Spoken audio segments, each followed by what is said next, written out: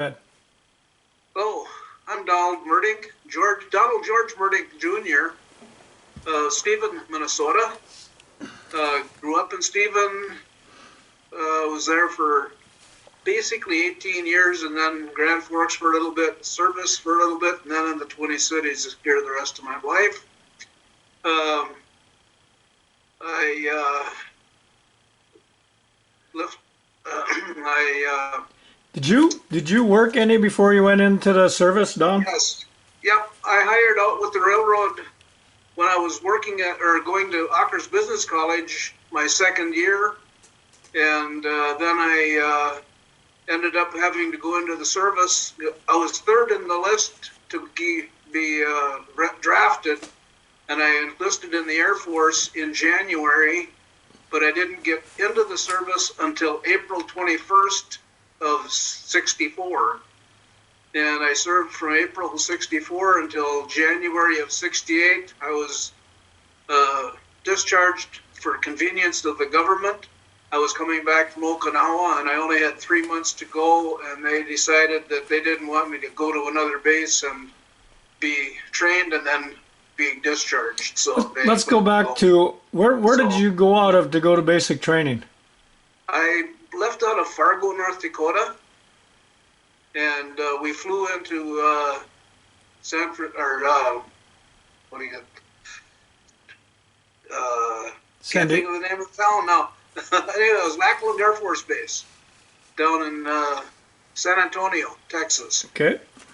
And I did my basic training there, and then I was bused up to Amarillo, Texas, for administrative tech school. And from there, I went to Georgia. It was well, this is basic training. Do you have basic training? Now, I had basic training in Lackland.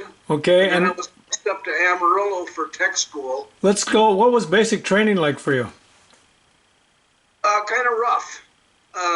The first morning we didn't get. How can it be rough? You were in the Air Force. Yeah. We got into our barracks, I think something like 4 o'clock in the morning, and the technical instructor told us that if we didn't go by his standards and stuff, we'd have his 9.5 program. I can't even think of his shoes anyway, up our butt. Okay. So it was. Everybody just was saying, what did we get ourselves into? But It wasn't too bad. The one thing that I remember in basic is I used to fire firearms, deer hunting and stuff like that before we got in before I went in service. And we got to the rifle range, and they always have the rifles out of whack, so you have to fire like 3 shots, and then you have to tell the guy how to adjust the rifle to get it to hit the target. And I told him what to do, and he said, no, you're wrong, you got to go the other way. Well, I didn't even hit the target when I did my next 3 shots. Yeah. And he said, oh, I guess you were right, and he put it back, and I missed marksman by 1 point. So I never did get marksman on my basic training. I remember having to run a lot. Calisthenics was big. Gas masks. We had to go into gas chamber, wear the gas masks and stuff, and then take them off. And as we came out coughing, right. Then we had to go underneath the barbed wire and stuff like that. So it was quite intense, but yet it wasn't terrible. Okay. So what was the food like in the Air Force? The food, what little bit of time we had to eat it. A lot of times we would take and get in the chow hall, and we'd no more than sit down, and they'd say, you got to get out. And so we're feeding our face as we're going to the door, and to drop the whatever we had left on our plate into the bucket, and away we go. Sure. I didn't think it was that terrible bad. Okay. Did you have any kind of a parade or anything when you got out of Uh, basic? I guess, yeah, we did have a couple of parades, especially towards graduation time. They had us marching in a parade there. And there was more than one barracks. Uh, I'm not sure how many, maybe 6 or 8 or something like that, barracks. And we were each in our own squadron, and we were marching in formation and stuff for that. Okay. So then you get done with basic training and you went to, where'd you say? I went to Amarillo, Texas, Okay. and I was there for approximately, I think, 6 months or 6 weeks, doing administrative, technical knowledge, how they do stuff, how they do their manuals and stuff like that, how you would insert stuff into the manual and stuff like that. Okay. So So what did your folks think of you being in the service? I'm not really sure. I know, well, I've got another story. We'll talk about that later. Okay. But I think they were proud of me for serving, but I'm not sure that I should have gone myself. I found out after I was in that I probably should have been 4F, not 1A, because I was a sole surviving son. Okay. Yep. And I found out after I was in the service that I should have been 4F and not 1A. Because you could have But ended up in Vietnam. yes, I could have. 64 to 68. Yep. Yeah. But I feel I was very lucky, and I would never regret going in the service. Okay. I think I grew up a lot by going into the service. So after you were in Amarillo, did you get to come home then, or? Yeah, I took leave, and then I actually had a 57 Chevy. I had Roland's old 57 Chevy, and I drove that to Albany, Georgia, to Turner Air Force Base in Georgia. And I was there for 2 years. I worked in the safety office, and I was a clerk. So whenever they had an accident, I had to do the accident reports. And they had one airline accident, and they actually brought a secretary in to do the report because I was having problems trying to get it typed, and this had to be error-free. So she was using my typewriter, and she finally, after about 5 or 6 times of pulling paper out and throwing it away and starting out, she said, "I'm going to go type this on my typewriter." She had a nice electric Selectric typewriter. Oh, wow. Big time. And mine was an old Royal, and you almost had to hit the keys almost as hard as hitting a manual typewriter. It was a horrible typewriter. Okay. So anyhow, I enjoyed there. So Enjoyed that. well, you're in Georgia. Did you tour anywhere while you were in Georgia? When I was in Georgia, we got down to St. Pete's, or in Florida a few times.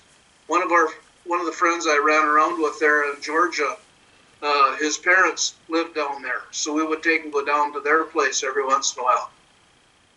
And my roommate Paul Pellerite and myself, and Stanley Stone was his name, we'd take and go down. One time we'd take my 57, the next time we'd take his Volkswagen. Okay. Quite a difference in ride. That's another question, Don. Did you know anybody when you went in, or did you run into anybody? I did not know. I was all by myself. Okay. I had no friends going with me. Right. And so how long you were 2 years in Georgia? I was 2 years in Georgia. Yep. And so what happened after that? Then I came home on leave, and Did you have different orders, or did you have different orders to go somewhere? Or? Yes, I was going to Okinawa, Okay. and I ended up going to Okinawa over I think it was like the 2nd of July. And when I got there, it was like the 4th of July. I missed the 3rd altogether. Oh, really? Yeah. But when I was in California, I actually was the only Merdink from Stephen that was at a 50th wedding anniversary for my grandfather's brother. Okay. So, and then that was quite an experience too, because I said, "Do you want me to drive?" And he said, "No." He said, "You don't know how to drive here in LA." And I just was scared crapless that we were going to be in an accident. He was doing about 45 on the freeway. Oh, yeah. And they were going by at about 70 and 80. Right. So, yeah, it was not a fun ride. Okay. But anyway, then when I got into the base, before I went overseas, they always have to make sure your shot record is up. So I go in and they said, "Oh boy, we got one that's been in the States here for 2 years. We're going to have all kinds of fun with this guy." They look at my shot record and it's up to date. And They said, "Why is your shot record up to date?" And I said, "Because I was at a TDY ring in Georgia and we had to keep our shots up because we never knew if we would can go. And our TDY was to Bogota, Colombia. And they were mapping to Bogota, Colombia at the time. So I never went because I was working in the safety office, but they still made me keep my shot record up. Okay. So you disappointed more people. Oh yeah, I disappointed a few. It's a good disappointment. Yeah. Okay. Yeah. So where'd you fly out of to get to Okinawa? Where'd you fly out of? Flew out of San Francisco, or at no, it was, I can't think of the. Oakland? It's right outside of San Francisco, the Travis Air Force Base. I think it was Travis Air Force Base. Okay. And then I flew into Okinawa. Did you go right into Okinawa, or do you have any fueling stops on the way? No, straight into Okinawa, 14 hours. Direct flight. Okay. Yeah. And got to Okinawa, and then when I got there, I asked the first sergeant if there was any chance of being in the safety office, because that's what I was in Georgia for 2 years. And he said that my roommate was just put in there a month ago, so he said, "I can't pull him out and put you in.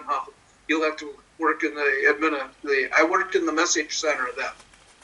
And I had to read When you say message center, is that crypto and all that stuff? No, it was readable. It was in English, but well, what I mean, Don, it was encryption, like secret or anything like that. It had confidential, top secret, different stuff like that on each of them. So you must have had clearances then, huh? I had. That's the story I should tell you. When I first got there, meaning I went into the message center, they had sent a person from Grand Forks Air Force Base to talk to people in Stephen for a reference on me. And I had given them, like, the pastor and Carl Thompson and Merv and, people that knew me quite with Bob Johnson. And when he got there and he was talking to these people, he said, "Well, who else can we talk to here in town that would know Don?" And they just said, "Talk to anybody on the street. Everybody knows him." Yeah. You're Dutch's boy. So, yeah. And so when I got home, my mother, first thing she said was, "What did you do the first thing you got to Okinawa? Because this guy came around and he was talking to everybody." And I said, "I don't know. I can't remember I don't remember doing anything." And then it dawned on me, they were doing my security clearance. Sure. Yep. So I said, "Oh, that's what it was. It was just a security clearance, and they wanted to see that I was worthy of a top secret clearance." But I was told by the people that I worked with in the message center to read as much of the message that you had to read to figure out who should get it and put it in their box. Do not read the whole message. And that's what I did. Okay. So I have no idea what those top secret comments were or anything like that, because usually you could tell within the first maybe sentence or 2 or 3 sentences, and you could tell who should get it, and that's where you'd put it. Sure. So, yeah. So you spent the whole rest of your time in Okinawa in a message I center? spent 18 months. I spent 18. They could only have me there 18 months because I was unmarried. If I would have been married and had my wife there, then I would have been there 3 years. Okay. But since I was unmarried and I didn't have a wife, they just they could only have me there for 18 months. Yeah, but And that's what I got. you spent 2 years in Georgia. You only had 2 more years in your career, right? Of Well, your you think enlistment? that was almost from the time I got into.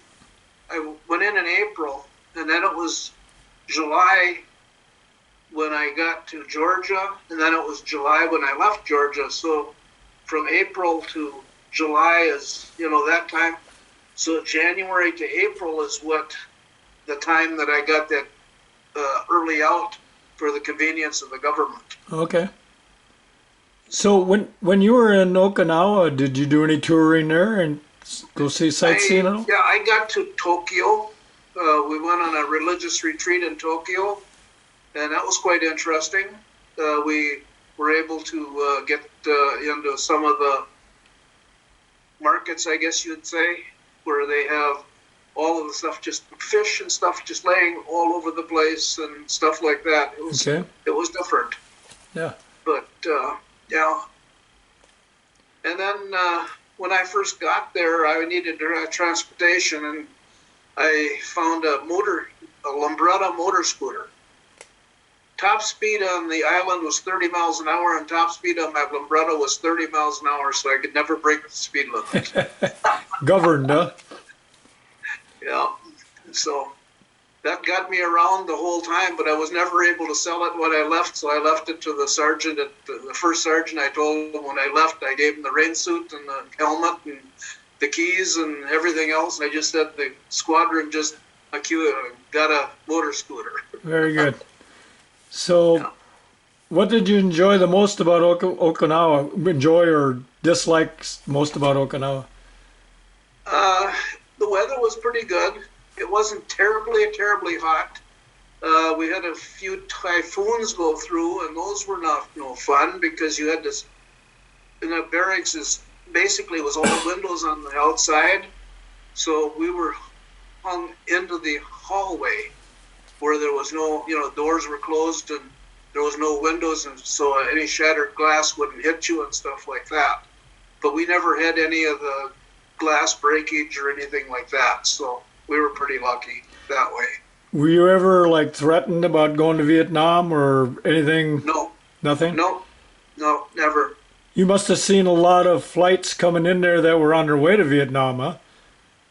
I really don't know because, there was 2 different air bases and there was a couple of Navy bases and there was Marine bases and Army bases. There was a lot of military on the island. Right. So we didn't, our wing that I worked in, they were repairing the F-105s when they would get damaged in Vietnam. They'd bring them in there and they would repair them, and then they'd send them back to Vietnam for more combat. Sure. Yeah. Yeah. I just remember landing in Okinawa on my way to Vietnam, and I remember when they opened the door, about took my breath away. The humidity. Yeah. Hot and humid. Yeah. You kind of got used to it, though, Yeah, after a while. you had to. Yeah. Yeah. So did you have air conditioned barracks or fans or? No, we had fans, but no air conditioned barracks. So what was the food like in Okinawa? Actually, I had pretty good food in Okinawa. Was it American food? Yes. We worked down on the flight line, so we were able to eat at the flight line mess hall instead of the NCO or the airman mess hall up on the main base. So they were making food for captains and majors and all the what do you call it, the pilots and stuff. Mm-hmm. So we got pretty good food. Yeah. We were able to eat some pretty good food there. Okay. On the weekend, we wouldn't eat down there. We'd eat at the regular mess hall, and that wasn't too good. But down there, it was pretty nice. Okay. What else about your military career that you wish you'd have done different, or? I don't think that I could have done anything different than what they actually let me do or had me, gave me orders to do. I worked with a lot of good people. I didn't have really any bosses that were really horrible to work with.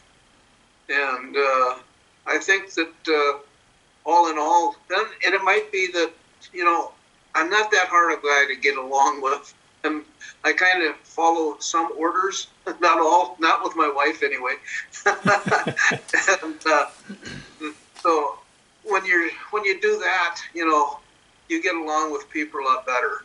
And if they ask you to do something, you do it. You don't take and sit and squabble and holler, or not do it, and then find out later that you should have done it or whatever. So Yeah.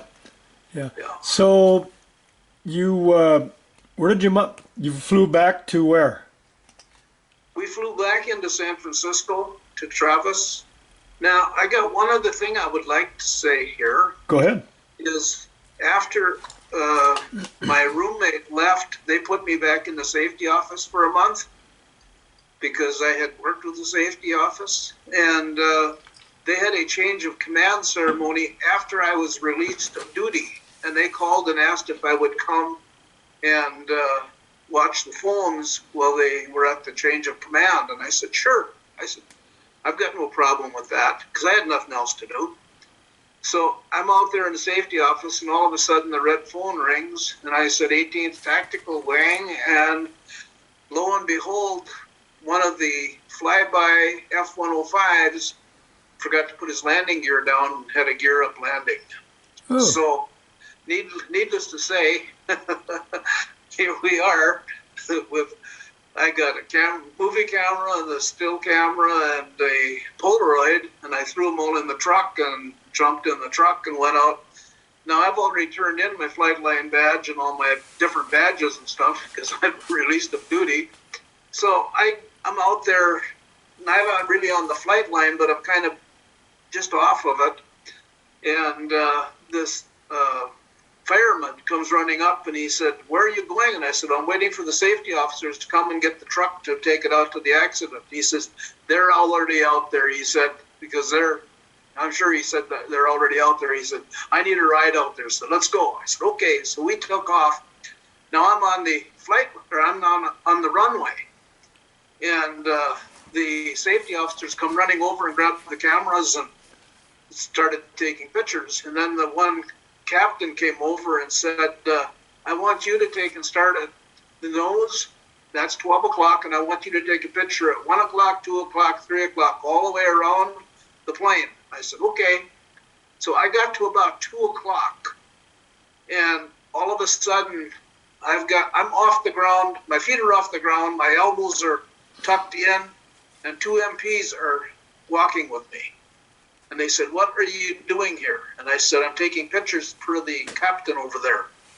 And so they moved me over to him and found out that, he wants me to take these pictures. So they walked with me around as I took all of these pictures. We got done. I went over to him and I said, what do you want me to do with the pictures? He said, bring them back to the office. I said, okay. They walked me back to the truck and they said, now get the heck out of here. I could have been in the Who's Now Still for being on the flight line without a badge. No, I enjoyed the time with the service. I got to see, like I say, Okinawa. I got to be in Japan. Much of all the southern parts down there in Georgia. A good friend of mine, Dave Sparing, he lives in Wisconsin. Him and I would go out just about every night or every weekend and go roller skating in different places and stuff. And So you get into San Francisco and you're mustered out? I mustered out. Yep. And from there you went. From there, I went actually to Tucson, Arizona, and I spent 3 or 4 days with my Uncle Dan and Aunt Frances's. Now, Aunt Frances is Dad's sister. So stayed there for a few days, and then I came back home. And then after I got home, I jumped on the train and I went out and I seen my dad's other sister out in Oregon. And I stayed there a few days and then took the train back to Grand Forks, and then I went back to work at Grand Forks. At the BNSF? At the Great Northern. At the Great Northern at the time, you're right. Yes. And then you went back with your full seniority, right?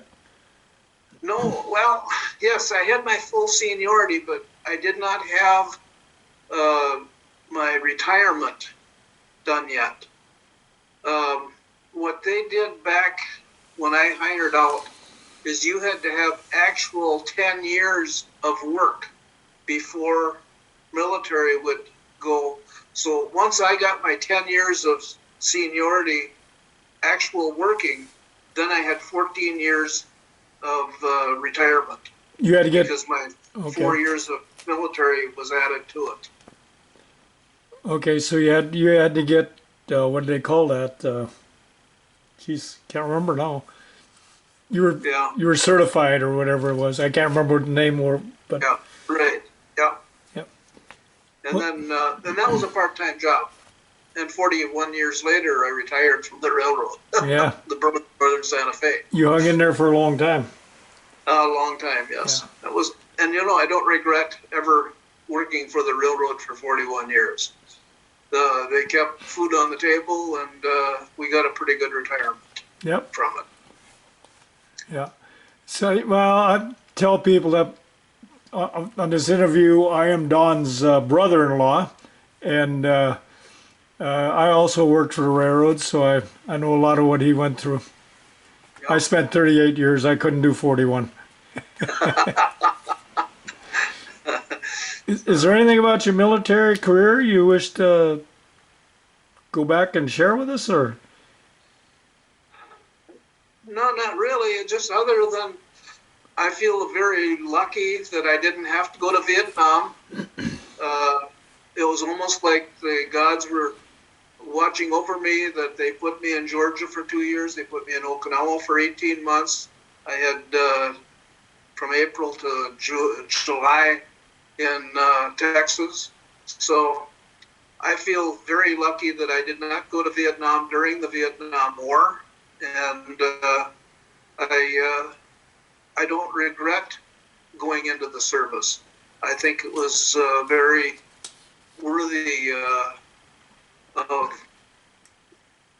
getting disciplined. I don't think I had much discipline before the service, and you find out that you get along a lot better with the discipline stuff. I don't think you're a real problem child either, as I remember, right? Not a little bit. I can tell you some stories that I won't do now. Anything else you'd like to add, Don?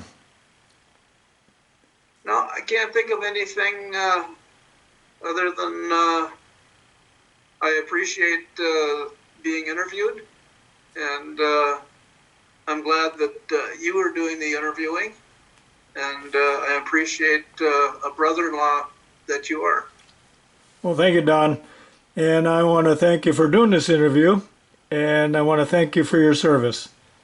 Thank you, and thank you for your service also, Gabe. Right.